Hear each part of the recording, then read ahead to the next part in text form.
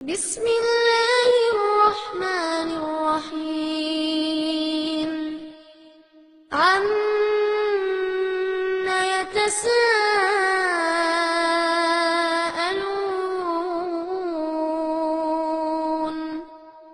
عن النبأ العظيم الذي هم فيه مختلفون. அல்ஹம்துலில்லாஹ். அன்பிற்குரிய ஏக இறைவனாகிய எல்லாம் வல்ல அல்லாஹு சுப்ஹானஹு தஆலாவின் நல்லடியார்களே, வணங்குவதற்கு தகுதியானவன் அல்லாஹ் ஒருவனை தவிர வேறு யாரும் இல்லை என்றும், பின்பற்றுவதற்கு தகுதியானவர்கள் நபிகள் நாயகம் ஸல்லல்லாஹு அலைஹி வஸல்லம் அவர்களுக்கு பிறகு வேறு எவரும் இல்லை என்றும், இந்த கொள்கையை பற்றி பிடித்திருக்கக்கூடிய ஏகத்துவவாதிகளாக திகழக்கூடிய நாம், அல்லாஹ் இந்த கொள்கையை நமக்கு வழங்கியதற்காக இதை நாம் ஒரு பெரும் பாக்கியமாக கருத வேண்டும். ஏனென்று சொன்னால், இன்றைக்கு எத்தனையோ படித்த பட்டதாரிகள் இருக்கிறார்கள், அதே போன்று விஞ்ஞானிகளாக திகழக்கூடியவர்கள் இருக்கிறார்கள், ஆய்வாளர்கள் என்று பெயர் எடுத்தவர்கள் இருக்கிறார்கள், கோடான கோடி சொத்துக்களுக்கு அதிபதிகளாக பல நபர்கள் இருக்கிறார்கள். இவர்களில் பலருக்கு கிடைக்காத இந்த நேர்வழி அல்லாஹ் நம்மை தேர்வு செய்து தந்திருக்கிறான் என்று சொன்னால், இது இறைவன் நமக்கு தந்திருக்கக்கூடிய மிகப்பெரிய ஒரு ரஹமத் என்பதை நாம் புரிந்து கொள்ள வேண்டும். அல்லாஹுடைய அருள் என்பதை முதலில் நாம் புரிய கடமைப்பட்டிருக்கிறோம். இன்னும் சொல்ல போனால், அல்லாஹ் ஒருவனிடம் மட்டுமே பிரார்த்திக்க வேண்டும், அவனை தவிர வேறு எவரிடத்திலும் பிரார்த்திக்க கூடாது என்பதை ஒரு 6 வயது சிறுவனுக்கு விளங்கியிருக்கக்கூடிய இந்த ஏகத்துவம், யா முஹையதீன் அப்துல் காதிர் ஜீலானி என்று அழைக்கக்கூடிய 60 வயது தலப்பாய்களுக்கும் ஜிப்பாக்களுக்கும் புரியவில்லை என்று சொன்னால், இது எவ்வளவு பெரிய ஒரு பாக்கியத்தை அல்லாஹ் நமக்கு தந்திருக்கிறான் என்பதை நாம் புரிந்து கொள்ள வேண்டும். இன்னும் சொல்ல போனால், இந்த நேர்வழி என்பது யாருக்கெல்லாம் அல்லாஹ் கொடுக்காமல் இருந்திருக்கிறான் என்றால், இந்த உலகத்திலே இந்த ஏகத்துவ கொள்கையை போதிப்பதற்காக அனுப்பப்பட்ட பல இறை தூதர்களின் குடும்பத்தார்களுக்கே இந்த நேரான பாக்கியத்தை அல்லாஹ் வழங்கவில்லை. நூஹ் நபி அலைஹிஸ்ஸலாம் அவர்களை பற்றி இறைவன் திருமறை குர்ஆனிலே குறிப்பிடும் பொழுது 950 ஆண்டு காலம் இந்த உலகத்திலே வாழ்ந்ததாக அல்லாஹ் குறிப்பிடுகிறான். அப்படிப்பட்ட நூஹ் நபி அலைஹிஸ்ஸலாம் அவர்களுடைய மனைவிக்கு கிடைக்காத இந்த நேர்வழி, நூஹ் நபி அலைஹிஸ்ஸலாம் அவர்களுடைய பிள்ளைக்கு கிடைக்காத இந்த நேர்வழி, லூத் நபி அலைஹிஸ்ஸலாம் அவர்களுடைய மனைவிக்கு கிடைக்காத இந்த நேர்வழி, நபி இப்ராஹிம் அலைஹிஸ்ஸலாம் எப்படிப்பட்ட ஒரு இறை தூதர், வத்தஹதல்லாஹு இப்ராஹிம கலீலா, இந்த இப்ராஹிமை நாம் உற்ற தோழராக ஆக்கிக் கொண்டோம் என்று அல்லாஹ் சொல்றானே, அப்படிப்பட்ட இப்ராஹிம் அலைஹிஸ்ஸலாம் அவர்களுடைய தந்தைக்கு கிடைக்காத நேர்வழி அல்லாஹ் நம்மை தேர்வு செய்து தந்திருக்கிறான் என்று சொன்னால், இது எவ்வளவு பெரிய பாக்கியம். இதற்காக அதிகம் அதிகம் அல்லாஹ்விற்கு நன்றி செலுத்த நாம் எல்லாம் கடமைப்பட்டிருக்கிறோம். அதே நேரத்தில் இந்த பாக்கியம் நமக்கு கிடைத்ததற்காக ஒரு பக்கம் நாம் சந்தோஷத்தில் இருந்தாலும், இன்னொரு பக்கம் நாம் பார்க்கும் பொழுது ஒரு கோரிக்கையை அல்லாஹ்விடத்திலே அதிகம் அதிகமாக நாம் செய்ய கடமைப்பட்டிருக்கிறோம். என்ன கோரிக்கை தெரியுமா? அல்லாஹ் நமக்கு வழங்கியிருக்கக்கூடிய இந்த ஏகத்துவம், இந்த நேரான பாக்கியம் நம்முடைய உடலில் இருந்து உயிர் மூச்சு பிரியக்கூடிய அந்த கடைசி தருவாயில் வரையிலும் நிலைத்து நிற்க வேண்டும், இறுதி வரையில் நிலைத்து நிற்க வேண்டும் என்ற அதற்காக, யா அல்லாஹ் இந்த பாக்கியத்தை எனக்கு நிலைநிறுத்துவாயாக, இறுதி வரை என்னை இந்த மார்க்கத்திலே கொண்டு சேர்ப்பாயாக என்ற பிரார்த்தனையை அதிகம் அதிகமாக அல்லாஹ்விடத்திலே கோரிக்கையாக வைக்க நாம் கடமைப்பட்டிருக்கிறோம். ஏனென்று சொன்னால், இறைவன் திருமறை குர்ஆனிலே குறிப்பிடுகிறான், யா அய்யுஹல்லதீன ஆமனு, ஈமான் கொண்டோர்களே, இத்தகுல்லாஹ் ஹக்க துகாத்திஹ், அல்லாஹ்வை அஞ்ச வேண்டிய முறையில் அஞ்சுங்கள், வலா தமூதுன்ன இல்லா வ அன்தும் முஸ்லிமூன், நீங்கள் முஸ்லிம்களாகவே என்று மரணித்து விடாதீர்கள் என்று அல்லாஹ் சொல்லி காட்டுகிறான். இந்த வசனத்தை நாம் மேலோட்டமாக பார்க்கும் பொழுது என்ன தெரிகிறது? அல்லாஹ்வை பயந்து நடக்கணும், அல்லாஹ்வை பயந்து வாழணும், மரணிக்கிற தருவாயில் வரையிலும் முஸ்லிமா இருந்து மரணிக்கணும் என்று நமக்கு தெரிகிறது. ஆனா மரணிக்கும் போது முஸ்லிமா இருந்து மரணிக்கணும் அல்லாஹ் சொல்றான், யாரை பார்த்து சொல்கிறான் அதான் நம்ம கவனிக்கணும். இந்த வசனத்தை மேலோட்டம் பார்த்தா இதான் அர்த்தம், அது மாற்று கருத்து அல்ல. ஆனால் இதை யாரை பார்த்து சொல்கிறான்?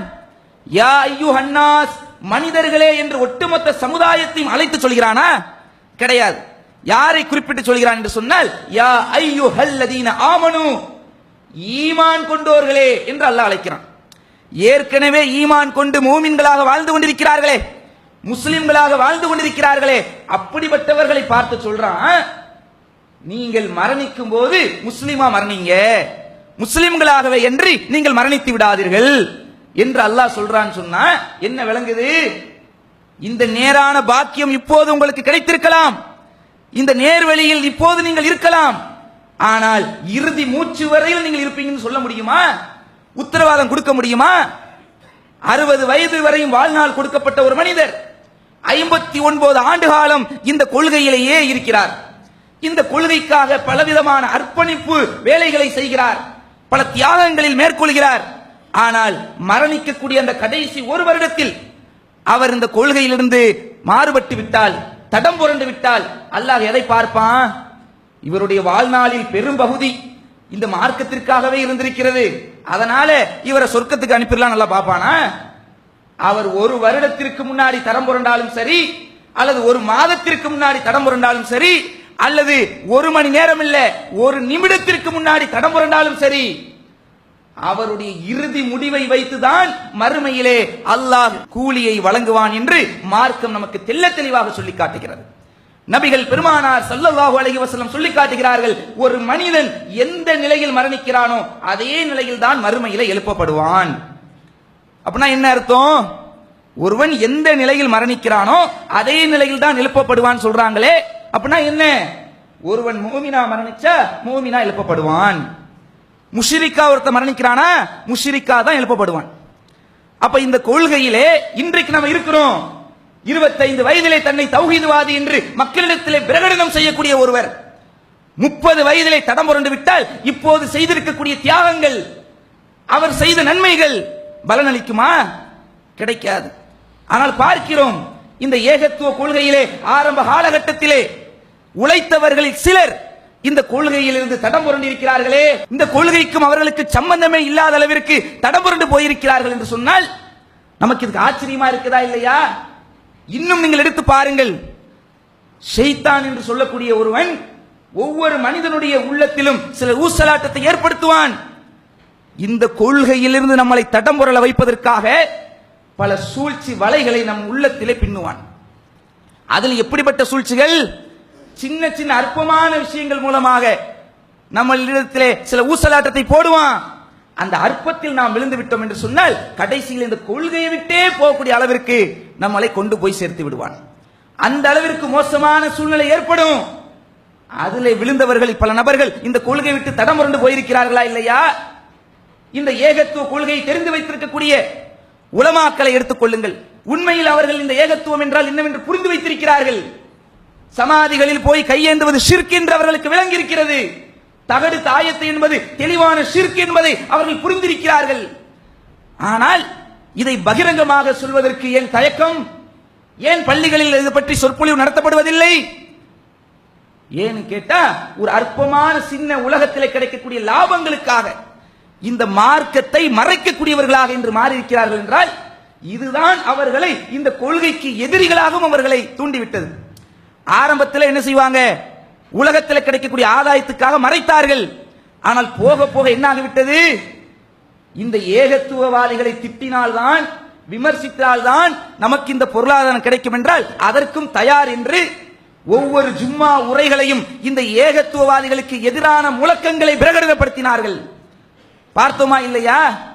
இந்த மார்க்கத்திற்கு முரணான அனாச்சாரமான காரியங்களில் பல மக்கள் மூழ்கி கிடந்தாலும் அதை கண்டும் காணாதவர்கள் இந்த ஏகத்துவத்தை சொல்லக்கூடிய ஏகத்துவவாதிகளுக்கு எதிராக பல பிரச்சாரங்களை செய்கிறார்கள் என்று சொன்னால் அவர்கள் யாரெல்லாம் செய்கிறார்கள் அதை தான் நீங்க சிந்திச்சு பார்க்கணும். உத்தரப்பிரதேசத்தில் இருக்கக்கூடிய தாருல் உலூம் என்று சொல்லக்கூடிய ஒரு மதரசா, தேவ்பந்த் என்ற பகுதியில் இருக்கக்கூடிய, உங்களுக்கு எல்லாம் தெரியும், இந்தியாவிலே மிகப்பெரிய ஒரு சுன்னத்துவல் ஜமாத் மதரசா என்று சொன்னால் அந்த தாருல் உலூம் தேவ்பந்தில் இருக்கக்கூடிய அந்த மதரசாவை சொல்லலாம். அந்த மதரசாவில் பயின்றவர்கள் இன்றைக்கு ஏகத்துவவாதிகளுக்கு எதிராக திசை திரும்பி இருக்கிறார்கள். அதே மாதிரி தமிழகத்திலே வேலூரில் இருக்கக்கூடிய அல் பாக்கியாத்து சாலிகாத் என்று சொல்லக்கூடிய மதரசா, இந்த மதரசாவில் பட்டம் பெற்று பாக்கிவிகளாக திகழ்ந்து கொண்டிருக்கிறார்களே, அவர்களிலும் பலர் இன்றைக்கு ஏகத்துவவாதிகளுக்கு எதிராக முழங்கிக் கொண்டிருக்கக்கூடிய நிலைமை பார்க்கிறோம். ஆனால் இந்த மதரசாக்கள் எதை அடிப்படையாக வைத்து உருவாக்கப்பட்டது தெரியுமா? தாருல் உலூம் என்று சொல்லக்கூடிய தேவபந்தில் இருக்கக்கூடிய மதரசா இந்த கபூர் வணங்கிகளுக்கு எதிராகவே ஆரம்பிக்கப்பட்டது. பரேலிவிகளாக திகழக்கூடிய பரேலிவிசம் என்று சொல்லக்கூடிய சமாதி வழிபாட்டை தரைமட்டமாக்க வேண்டும் என்ற நோக்கத்திலே உலமாக்களை உருவாக்கி இந்த சமாதி வழிபாட்டுக்கு எதிராக பிரச்சாரத்தை மேற்கொள்ள வேண்டும் என்ற அடிப்படையில் தான் இந்த மதரசா உருவாக்கப்பட்டது. ஆனால் அதில் பட்டம் படித்து விட்டு வந்திருக்கக்கூடிய எத்தனை நபர்கள் இந்த சமாதி வழிபாட்டுக்கு எதிராக பிரச்சாரம் செய்கிறார்கள்? சிந்தித்து பார்க்க கடமைப்பட்டிருக்கிறீர்கள். அதே போன்று பாக்கியவிகளாக திகழ்கிறார்களே, இந்த பாக்கியாத்து சாலிகாத் என்கிற மதரசா யார் உருவாக்கினார்? எப்படி உருவாக்கப்பட்டது? நாகை மாவட்டம் திட்டச்சேரியிலே இருந்து கொண்டு பிரச்சார பணியில் ஈடுபட்டுக் கொண்டிருந்த ஆலா ஹசரத் என்று சொல்லக்கூடியவர், அவர் நாகூரிலும் நாகூரை சுற்றி இருக்கக்கூடிய பல பகுதிகளில் நடக்கக்கூடிய இஸ்லாத்திற்கு முரணான அனாச்சாரமான காரியங்களை பார்த்து பொங்கி எழுந்து, என்னப்பா இஸ்லாத்தை குழி தோண்டி புதைத்து விட்டீர்களே என்று பார்த்து, இதற்கு எதிராக நான் ஒரு மதரசா கட்டி உலமா பெருமக்களை நான் உருவாக்குவேன். அந்த உலமாக்கள் இந்த ஷிர்க்குக்கு எதிராக, பிதுஅத்தான காரியத்திற்கு எதிராக பிரச்சாரத்தை மேற்கொள்வார்கள் என்ற அடிப்படையிலே 1857 ஆண்டு வேலூரிலே பாக்கியாத்து சாலிகாத் என்ற மதரசா உருவாக்கப்பட்டது. ஆனால் அப்படி ஒரு லட்சியத்தோடு உருவாக்கப்பட்ட மதரசாக்களிலே படித்து பாக்கவிகளாக இன்றைக்கு பட்டம் பெற்றிருக்கக்கூடிய எத்தனை நபர்கள் இந்த உலகத்தில் கிடைக்கக்கூடிய சில அற்பமான பொருளாதாரத்திற்காக, அல்லது இந்த ஏகத்துவத்தை சொன்னால் எதிர்ப்புகள் வந்து விடுமே, நமக்கு கிடைக்கக்கூடிய இந்த மரியாதைகள் போய்விடுமே, போலி மரியாதைகள் வந்தால் எழுந்து நிற்குவது, நமக்காக ஓடோடி வந்து உதவுவது, இது போன்ற பலவிதமான போலி மரியாதைகள் நம்ம விட்டு போய்விடுமே, பல துன்பங்களை எதிர்கொள்ள நேரிடுமே என்ற அச்சத்தால் இந்த மார்க்கத்தை மறைத்தார்கள். கடைசியிலே இந்த பயம் எங்க கொண்டு போய் சேர்த்துருச்சு? இந்த கொள்கையை விட்டே அவர்களை தடம்புரள வைக்கக்கூடிய அளவிற்கு, இந்த கொள்கைக்கு எதிரிகளாக செயல்படக்கூடிய அளவிற்கு அவர்களை தள்ளி இருக்கிறது என்று சொன்னால், இதற்காக தான் அல்லாஹ் சொல்லி காட்டுகிறான், வலா தமூதுன்ன இல்லா வ அன்தும் முஸ்லிமூன். நீங்க முஸ்லிமா இருக்கலாம், இப்போது நீங்கள் மூமினா இருக்கலாம், மரணிக்கும் போது நீங்கள் இதே நிலையில் மரணிக்க வேண்டும், முஸ்லிம்களாகவே மரணிக்க வேண்டும் என்று அல்லாஹ் சொல்லி காட்டுகிறான். ஆக அன்பிற்குரியவர்களே, அப்ப இந்த அடிப்படையிலே இந்த ஏகத்துவ கொள்கையை நீங்கள் எடுத்துக் கொள்ளுங்கள். 20 ஆண்டுகளுக்கு முன்பாக, 25 ஆண்டுகளுக்கு முன்பாக தமிழகத்திலே எடுத்துச் சொல்கிற போது அன்றைக்கு எவ்வளவு எதிர்ப்புகளை எதிர்கொள்ள நேரிடி இருக்கும். அன்றைக்கு இருந்த இஸ்லாமிய சமுதாயத்தினுடைய நிலைமை எப்படி இருந்தது? யா அல்லாஹ் வாயில வராது. ஒரு துன்பம் ஏற்பட்டு விட்டால் அல்லாஹ்வை அழைக்க மாட்டார்கள்.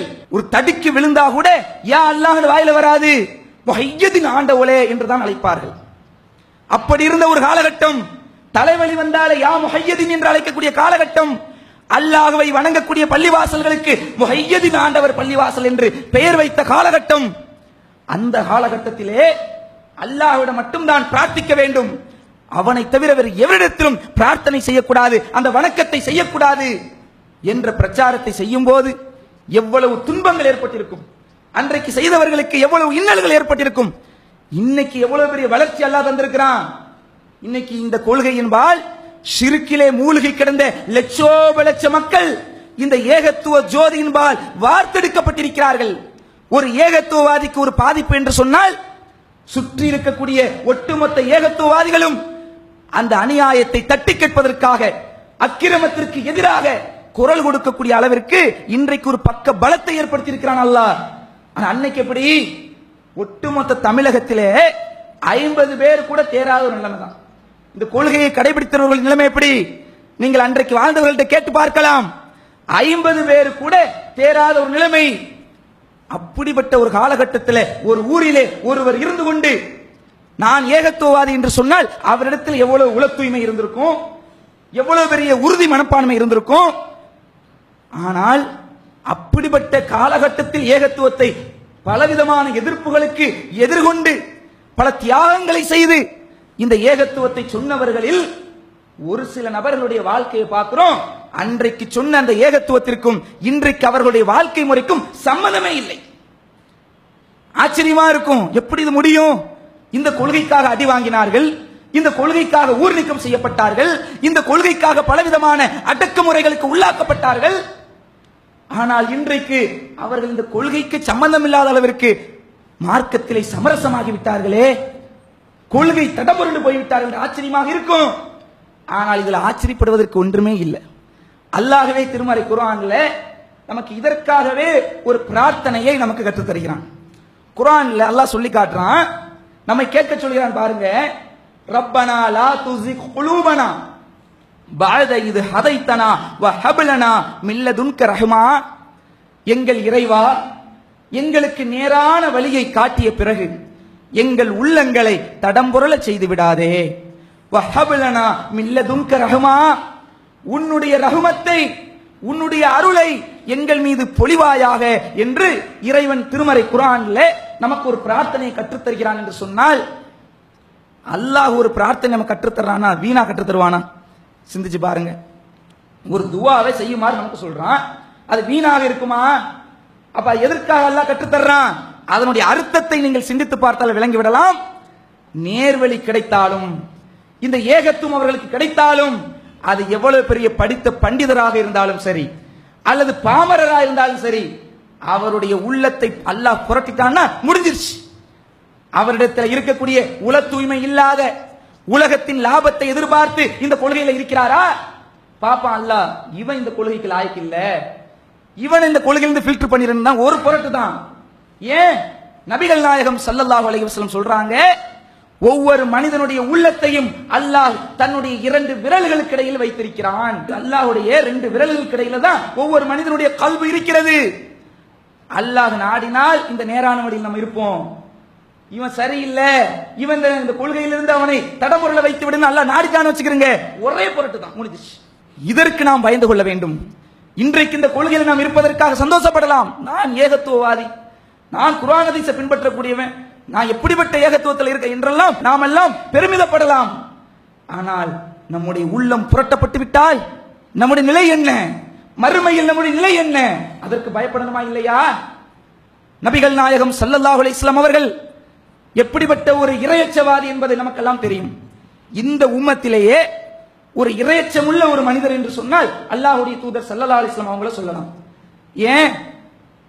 அவர்களுக்கு தான் அல்லாஹ் என்ன செஞ்சான்? மிஹ்ராஜ் என்று சொல்லக்கூடிய அந்த விண்ணுலக பயணத்தின் மூலமாக சொர்க்கத்தில் இருக்கக்கூடிய சில இன்பங்களை அல்லாஹ் எடுத்து காட்டினான். நரகத்தில் நடக்கக்கூடிய சில துன்பங்கள், வேதனைகளை அல்லாஹ் கண்கூடாக அவர்களுக்கு எடுத்து காட்டினான்.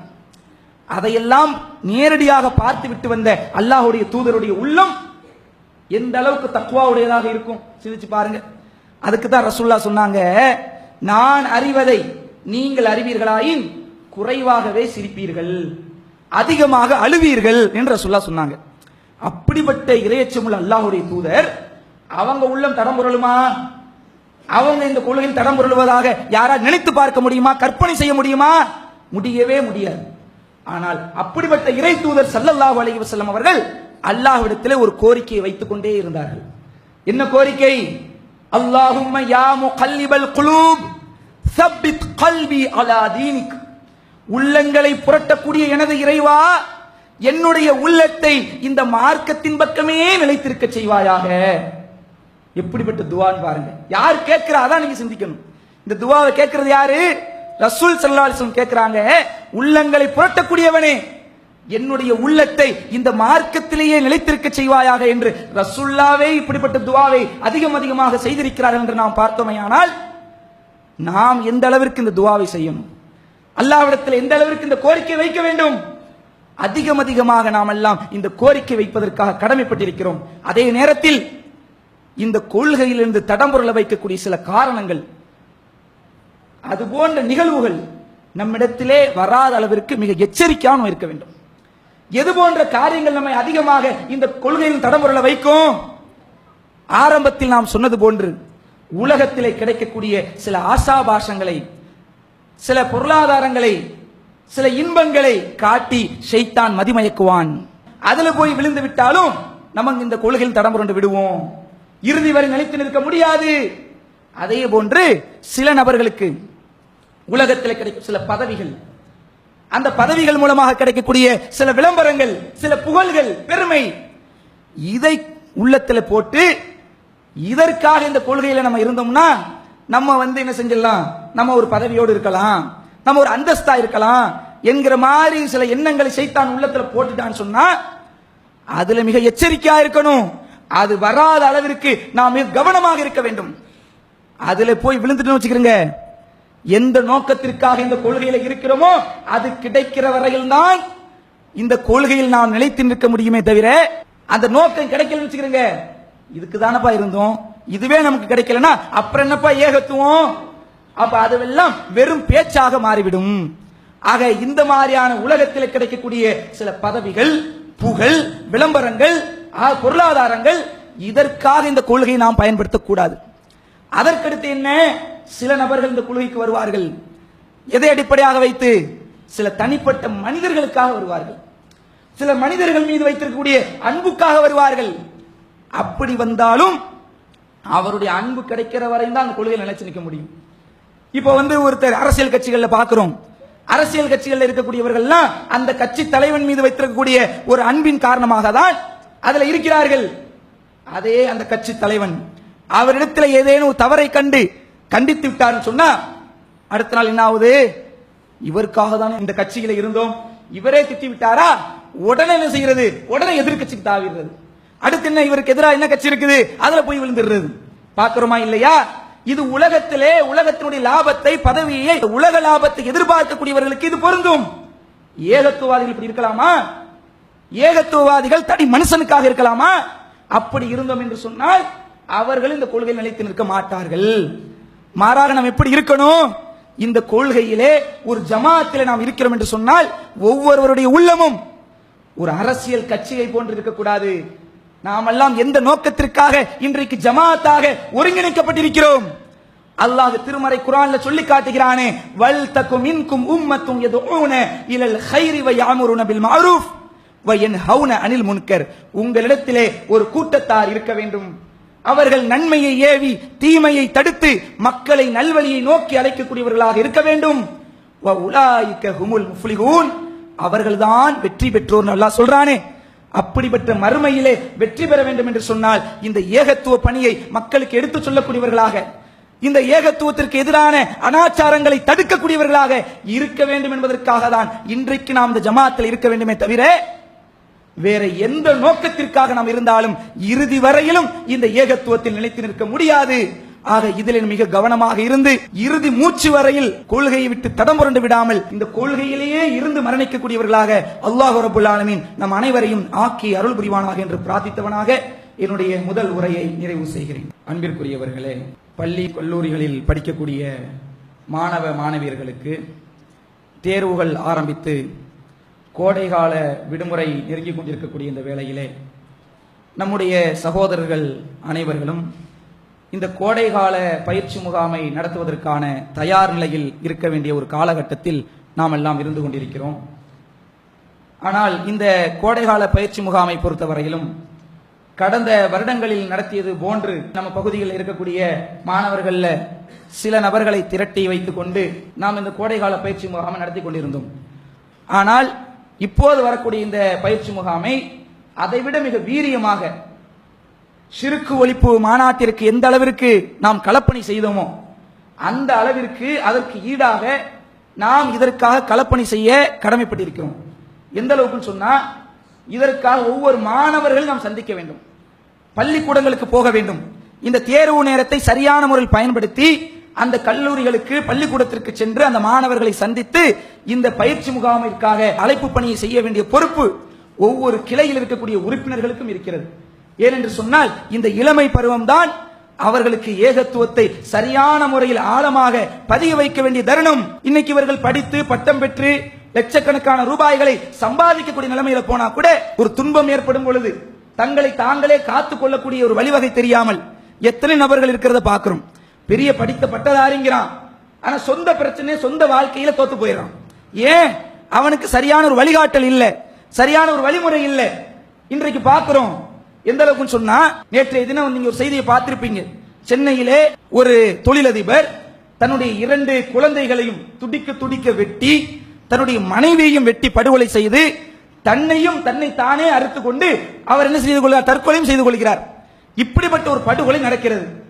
எப்படி நடந்துச்சு? எதுக்காக அப்படி நடந்துச்சு? ஒரு நள்ளிரவு நேரத்தில் திடீரென்று தான் பெத்த குழந்தையே கொலை செய்யக்கூடிய அளவிற்கு இவர்களை இந்த நிலைக்கு தள்ளி இருக்கிறது என்றால் எதுக்குன்னு இன்னும் புரியல.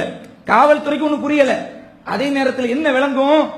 இவர்களுடைய வாழ்க்கையில ஏதோ ஒரு பிரச்சனை, சொந்த வாழ்க்கையில் உள்ள பிரச்சனையை எப்படி தீர்த்து கொள்ளணும் தெரியல. அப்ப எவ்வளவு பெரிய காசு இருந்தும் எவ்வளவு பெரிய சொத்துக்களுக்கு அதிபதியா இருந்தும் சொந்த வாழ்க்கையிலே தோத்து போயிட்டாங்கன்னு சொன்னா அப்ப நம்ம படிச்ச படிப்பு என்ன பலன்? அப்ப நம்முடைய மாணவர்களுக்கு இந்த அவர்கள் என்னதான் பட்ட படிப்பை படித்திருந்தாலும் குர்ஆனையும் ஹதீஸையும் அவர்கள் உள்ளத்தில் நாம் பதிய வைக்க வேண்டும். குர்ஆன் என்பதை வெறும் அரபியில் மட்டும் மனனம் செய்யக்கூடியவர்களாக இருந்து விடாமல் அதில் அல்லாஹ் என்ன சொல்லி இருக்கிறான், அதில் என்ன கருத்து இருக்கிறது, என்ன நேர்வழி இருக்கிறது, நபிகள் நாயகம் ஸல்லல்லாஹு அலைஹி வஸல்லம் அவர்கள் எப்படிப்பட்ட போதனைகள் நமக்கு சொல்லி தந்திருக்கிறார்கள் என்ற ஒழுக்க நெறிகளை அவர்கள் கற்றுக் கொடுத்தால்தான் நாளைக்கு அவர்கள் பட்டம் பெற்று பெரிய பெரிய பட்டதாரிகளாக ஆனாலும் அவர்களுடைய சொந்த வாழ்க்கையிலே வென்று நிற்கக்கூடிய ஒரு நிலைமையை, வெற்றி பெறக்கூடிய நிலைமையை உருவாக்க முடியும். அப்படிப்பட்ட ஒரு சமுதாயத்தை உருவாக்க வேண்டும். அதற்காக அல்லாஹ் ரப்பல் ஆலமீன் நம் அனைவருக்கும் அருள் புரிவானாக என்று பிரார்த்தித்தவனாக என்னுடைய இந்த உரையை நிறைவு செய்கிறேன். வாஹிர் தஹ்வானா அல்ஹம்துலில்லாஹி ரப்பில் ஆலமீன். அஸ்ஸலாமு அலைக்கும் வரஹ்மத்துல்லாஹி வபரகாத்துஹு. அல்லாஹ்